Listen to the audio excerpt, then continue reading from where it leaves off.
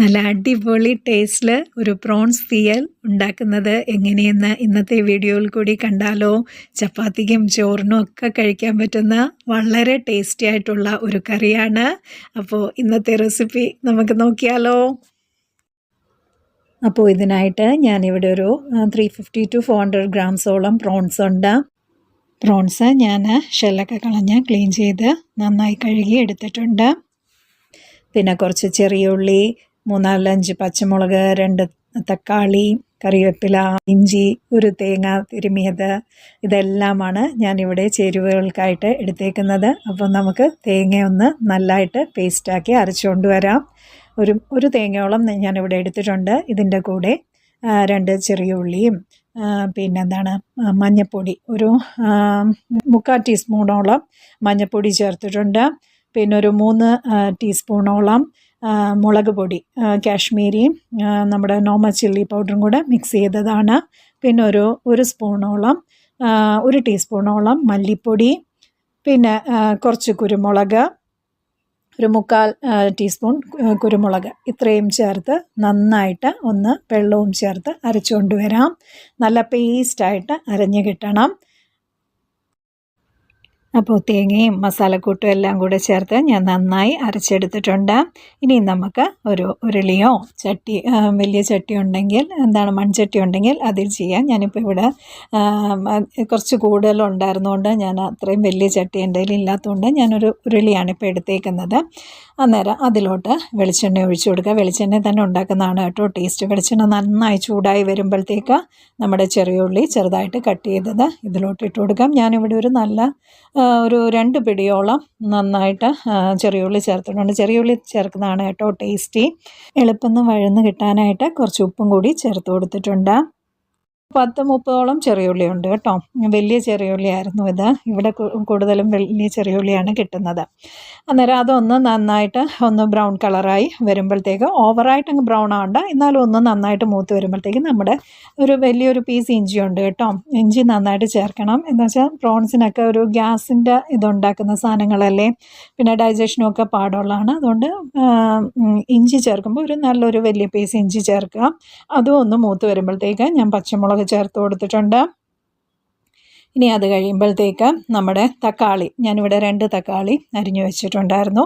അന്നേരം അതും ചേർത്ത് കൊടുത്ത് ആ തക്കാളിയൊക്കെ ഒന്ന് മെൽറ്റായി വരുമ്പോഴത്തേക്ക് നമുക്ക് ബാക്കിയുള്ള നമ്മുടെ അരച്ചു വെച്ചേക്കുന്ന തേങ്ങയുടെ കൂട്ട് ഇതിലോട്ട് ചേർത്ത് കൊടുക്കാം. കറിവേപ്പിലയും കൂടെ ഞാനിപ്പോൾ ചേർത്ത് കൊടുത്തിട്ടുണ്ട്.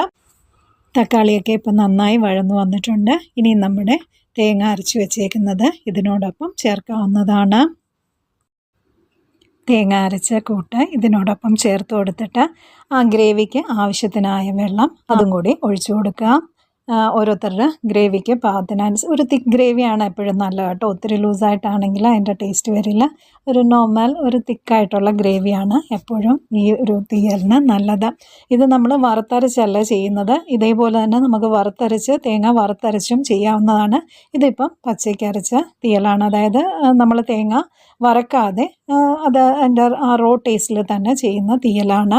ഇപ്പം ഞാൻ പാകത്തിന് കുറച്ച് ഉപ്പും കൂടെ ചേർത്ത് കൊടുത്തിട്ടുണ്ട്. ഒരുപാട് ഉപ്പ് ചേർക്കേണ്ടതെന്ന് വെച്ചാൽ പ്രോൺസിനൊക്കെ കുറച്ച് ഉപ്പിൻ്റെ അംശം കൂടുതലുള്ളതാണ്. അതുകൊണ്ട് ഉപ്പ് ഒരുപാട് ആദ്യം ചേർക്കരുത്, നോക്കിയേ ചേർക്കാവുള്ളൂ.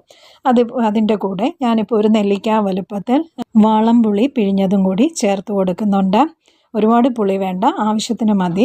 അന്നേരം ഓൾറെഡി തക്കാളിയും ചേർത്തിട്ടുണ്ടല്ലോ, അതുകൊണ്ട് ഒരു ചെറിയ നെല്ലിക്ക വലുപ്പത്തിൽ പുളി എടുക്കുക. എന്നിട്ട് അത് പിഴിഞ്ഞ് ചേർക്കുക. ഇതൊന്ന് തിളച്ച് വരുമ്പോഴത്തേക്ക് 2 മുരിങ്ങയ്ക്കായിരുന്നു ഞാൻ കട്ട് ചെയ്ത് വെച്ചിരുന്നത്. ആ മുരിങ്ങയ്ക്കയും കൂടെ ഇതിൻ്റെ കൂടെ ചേർക്കുന്നുണ്ട്. അതും ഒന്ന് തിളച്ച് വരുമ്പോഴത്തേക്ക് നമ്മുടെ പ്രോൺസ് ചേർത്ത് കൊടുക്കാവുന്നതാണ്. ഇനി നമ്മുടെ മെയിൻ ഇൻഗ്രീഡിയൻ്റായ പ്രോൺസ് ചേർത്ത് കൊടുക്കാം.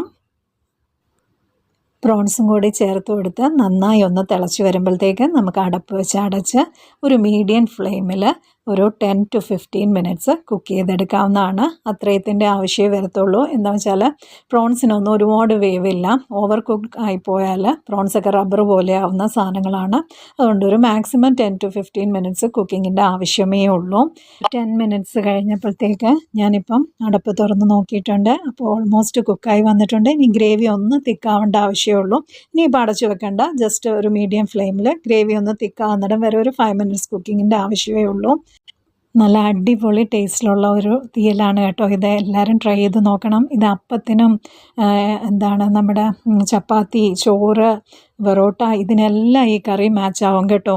അപ്പോൾ നല്ല ടേസ്റ്റിയാണ്. ഇനി നമ്മുടെ മെയിൻ ഐറ്റമായ താളിക്കുന്നതും കൂടെ ഇതിൻ്റെ കൂടെ ചേർത്ത് കഴിയുമ്പോഴത്തേക്കാണ് ഇതിൻ്റെ റിയൽ ടേസ്റ്റ് വരുന്നത്. കടുക്, ഉണക്കമുളക്, കറിവേപ്പില ഇതെല്ലാം കൂടെ വെളിച്ചെണ്ണയിൽ നന്നായിട്ട് കടുക് പൊട്ടി താളിച്ചത് ഇതിനോട്ട് മിക്സ് ചെയ്യുമ്പോഴത്തേക്ക് വളരെ ടേസ്റ്റിയാണ് കേട്ടോ. ഒരു പ്രത്യേക മണവും ഒക്കെയാണ്. ഞാൻ പറയണ്ടല്ലോ, എല്ലാവർക്കും അറിയാമല്ലോ കൊഞ്ച് തീയലിനൊരു പ്രത്യേക വാസനയാണല്ലോ.